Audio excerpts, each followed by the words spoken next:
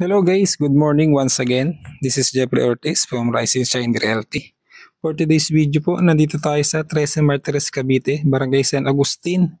I-present ko po sa inyo yung bagong project po ni Ruby Sapphire. Ito po si Camila Model.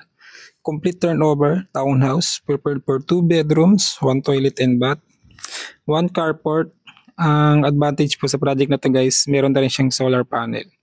Napakalaking bagay po nun, lalo na po kung marami tayong appliances, lalo na po kung meron tayong aircon kasi medyo mainit na po ang panahon. Kaya pasok po tayo sa loob, check po natin yung pinaka-actual turnover unit. Ito guys is complete turnover na po siya, nabanggit ko na po kanina. Bali lilipatan nyo na lang po ng gamit. Yun po yung pinaka solar panel fuse po natin, nakita nyo po kanina. Ang lot area po natin dito is 50 square meter. Sa floor area po is 50.80 square meter. Pinaka-required income po natin is 37,000. Dalawa po ang choices natin dito guys. Pwede pong True Bank, pwedeng True Pag-ibig. Depende na lang po sa inyo kung ano po mas prefer nyo po dun.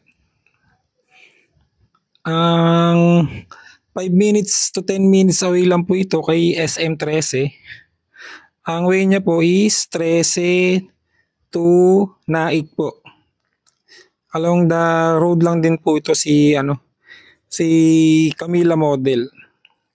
Sa mga gusto po mag-mail, sa mga may katanungan po, message nyo na lang po ako about po sa details po na project na to para po masend ko po sa inyo. Yun lang po, maraming salamat.